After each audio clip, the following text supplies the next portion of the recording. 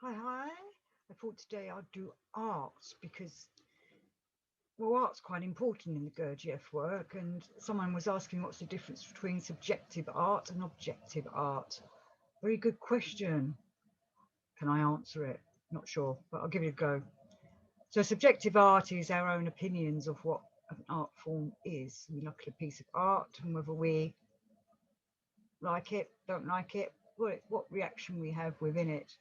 Whereas objective art would be something that people would look at and would get something from, a message of some kind, a feeling from of some kind, something's about it that just rings inside that person or all people. Spensky said the Sphinx was an objective piece of art. And I've not met anyone yet that doesn't like it or got something from it. Most people look at it and whether they're wondering where's it from or how did it get there, who made it gets things going inside them. And there's other pieces that are objective art. I'd like to think that some of Leonardo da Vinci's work is objective art, not all of it, but some of it seems to get questions going within one, it gets something happening within one. But I think most objective art that we would think about would be the religious icons of the past, maybe. I don't know if people can still capture that essence of it now. But in them days, when they were working on it in the old and ancient times, say, for example, they were making a statue of Buddha, let's say, in the ancient times, that artist would have been working on himself and thinking about Buddha, feeling Buddhic tendencies, and trying to act as they're moving and working with a religious reverence to that piece that they're making, and putting all those kind of thoughts, feelings, and emotions into that piece that they're making. I find a lot of Egyptian art very, I'd like to think, was objective. And I know that they've made it with a certain geometrical pattern, which is pleasing to our eyes, apparently. But again, in them days, they would have been making that piece of art, the true artists, the true artisans, with thought, feeling, centered on what it is that they're developing, what they're making, concentrated on it. So we'll start with some quotes from All and Everything. The various reasons that the psyche of the contemporary free brain beings of the planet Earth has become transformed into a mill for grinding out nonsense. One factor has already become definitely maleficent for the contemporary beings, the factor they themselves call art. Art is one of those automatically acting data which gradually yet very surely converts them, beings having in their presences every possibility for becoming particles of a part of divinity, merely into living flesh. So art can be deceitful as well and can also be used in the wrong way. People just make art now, perhaps not fully concentrating from a divine perspective. A lot of art is made for the self. A lot of artists are trying to just replicate pieces of art from the past. Obviously, there are some artists out there that can capture the divine essence and do objective art. And there's nothing wrong with making art. Art is a great creative activity, whether it, for yourself, I think it's a very good therapy form. I make art, but a lot of it's pretty rubbish. But for me, it's important. It's what I need to do. It's a great way of expressing ourselves. So it's important that we don't lose the the right to make art, to do work art. It needs to become objective art, which is being heart centered with oneself so that one feels the divine pouring through.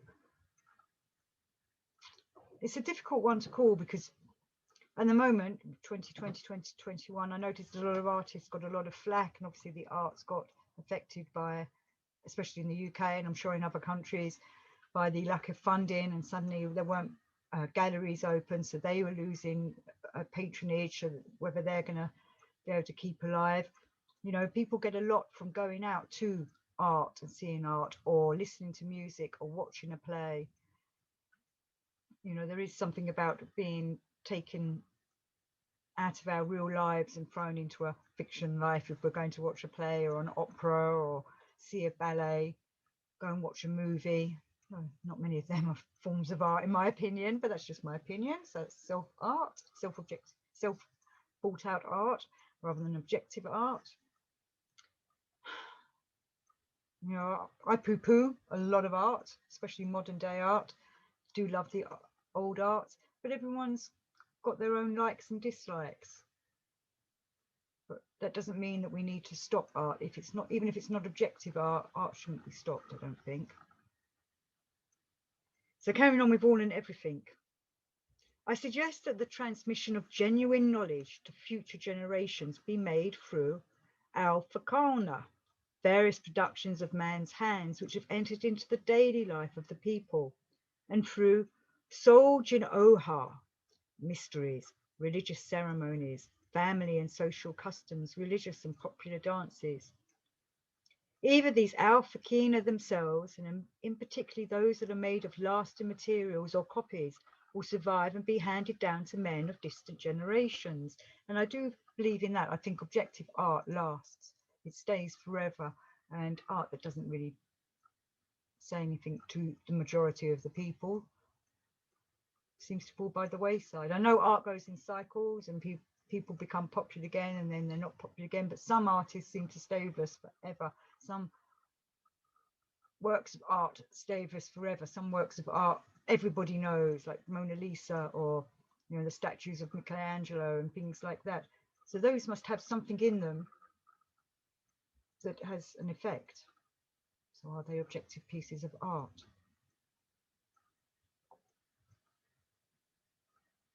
So this is from Views from the Real World. Mr. Gurdjieff says there can be no unconscious creative art, and our feeling is very stupid. It sees only one side, whereas understanding of everything must be of all sides. So there's a question. Can one write music harmonically without knowledge of mathematical laws? And Mr. Gurdjieff says there will be harmony between one note and another, and there will be chords, and there will be no harmony among the harmonies. We are speaking of objective art, of objective laws in music or painting. The art we know is subjective, for without mathematical knowledge there can be no objective art. Accidental results are very rare.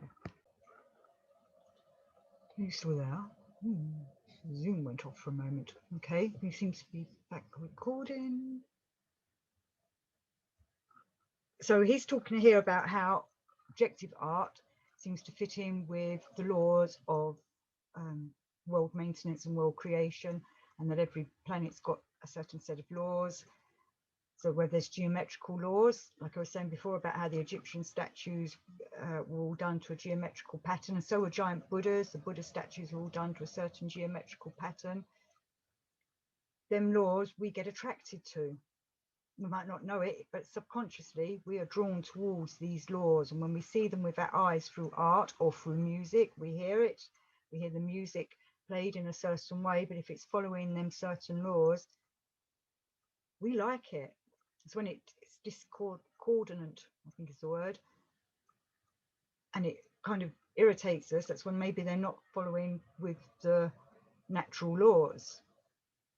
But sometimes we need to try these things to see how they affect us. You know, I used to like dance music years ago when my boyfriend was a DJ, so I used to go to a lot of clubs, and everybody loved the music. Everybody be dancing around. It's mainly drum and bass that we went to, but even the house music. But then I discovered later that all that music was set to a certain beat, boom, boom, boom, and it was your heartbeat, which is why we were all attuning to it and dancing to it, you know. And then you're all feeling joined together and all part of one because you're all dancing. Dum, dum, dum, you know. This is an example.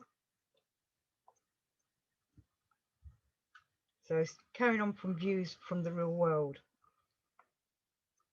Present-day art is not necessarily creative, but for us art is not an aim, but a means. Ancient art had a certain inner content. In the past, art served the same purpose as is served today by books.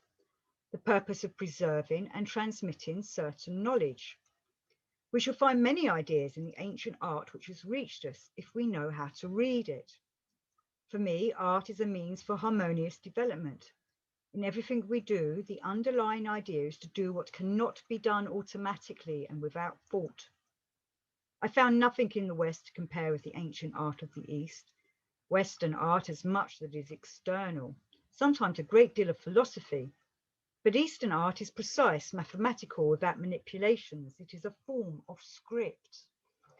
So I don't know if you live near museums, but I do recommend going to museums and looking at all the different art forms and the statues.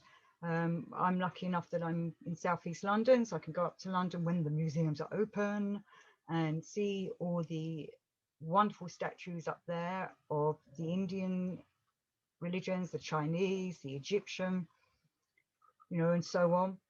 And you can feel a difference from them. I often go and sit in front of them, and really observe what they're trying to say and feel them. Or if you could go traveling and get to other countries, go and look at the temples and all their statues or their artworks. Listen to sacred music just to see whether it resonates with you, if it makes a difference. There's many people doing the Gurdjieff music. There's many different artists out there performing that. I have a few favorites. Gurdjieff Ensemble, one of my favorites, and I love the Keith Jarrett CD that he did. I've always loved jazz, so I knew of him before, and then when I discovered that he had put Gurdjieff's music to CD, his piano style, it was amazing. But it's going and finding these things. It's nice to look at them online. Okay, that's great. Look up pictures of them. There's nothing like being in front of an actual statue or in front of an actual piece of religious art. So you don't have to go and find a temple or a church, go to museums, but sometimes it's even nicer to see them in their original settings. And sometimes they talk back to you. Now I sound crazy. Carrying on, so from views from the real world.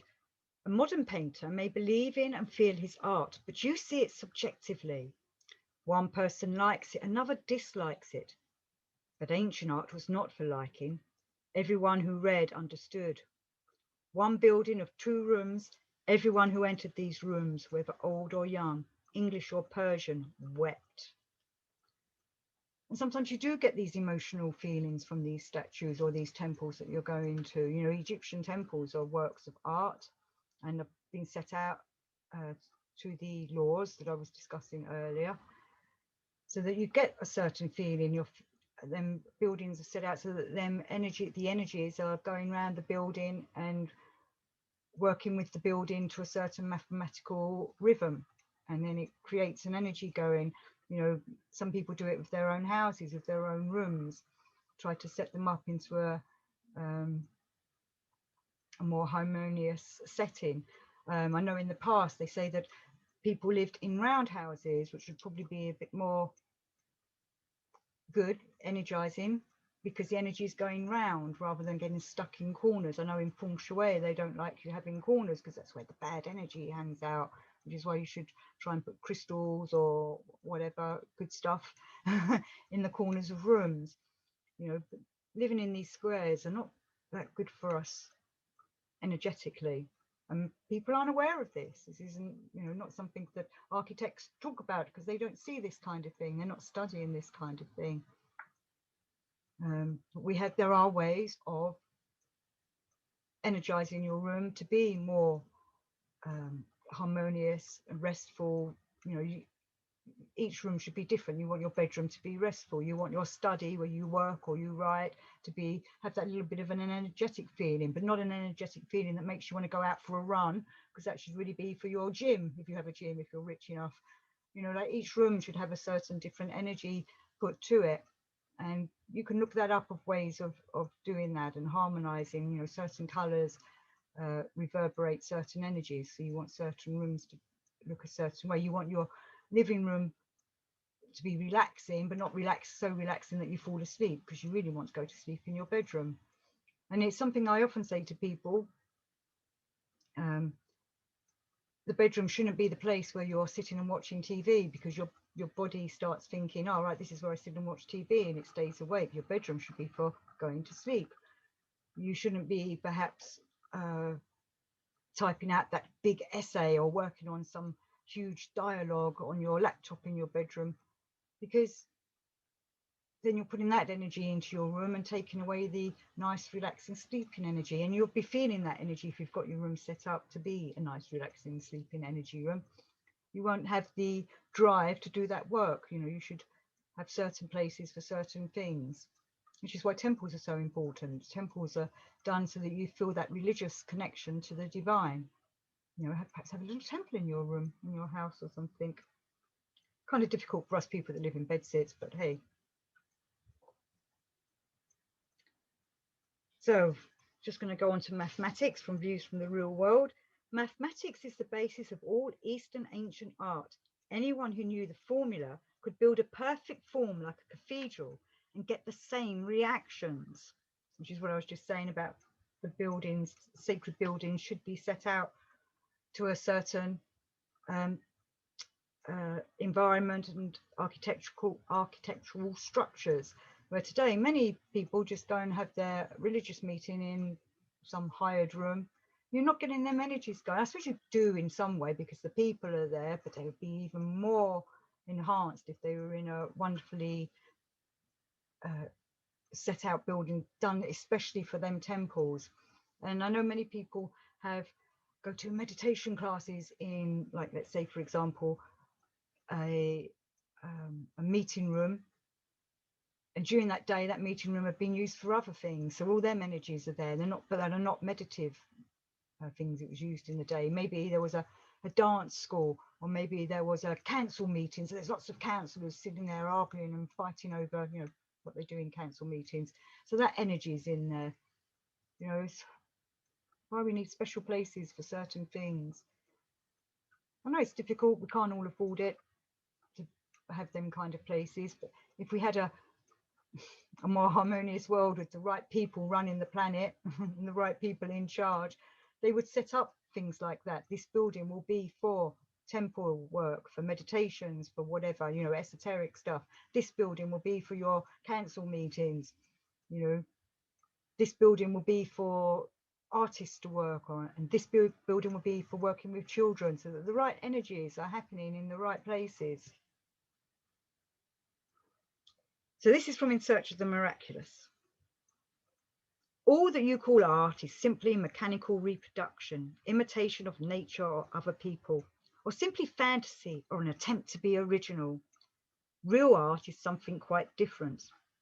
Among works of art, especially ancient art, you meet with many things you cannot explain, and which contain a certain something you do not feel in modern works of art.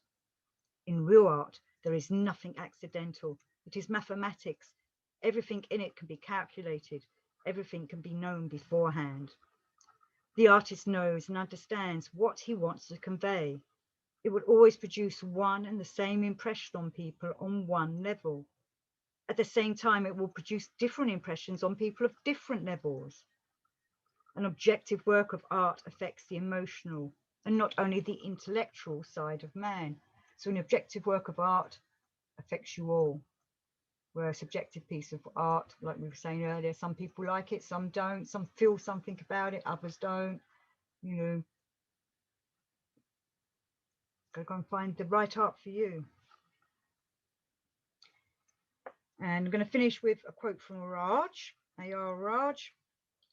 Major art is an effort at conveying certain ideas for the benefit of the beholder, not necessarily for the benefit of the artist. The object of the adherents of legomanism was to cause people to remember, and the adherents of now I can't say it. Legomanism is all part of the Tao's, and I should do a chapter on that one day, a show on that one day when I can say the word properly. But that's all of Beelzebub's Tao's is important, but that's a real important chapter on them. They introduced lawful inexactitudes into work of art of all kinds, so that people would ask, why is it so?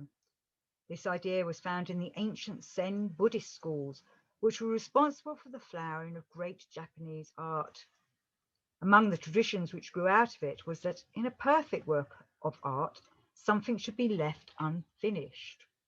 Maybe that thing that's left unfinished is what you are then having working on yourself as you're seeing that piece of art, and it's getting thoughts and feelings and questions going in you, and energies start moving and something happens. Maybe. So, if possible, go and look at art. It is fun to look at it from your living room or in your comfy chair looking at it on the computer, but it's even better because you get the full impact if you go and see it for real with your own eyes. So till next time, people, seeing you, seeing me, seeing you, seeing me. Laters.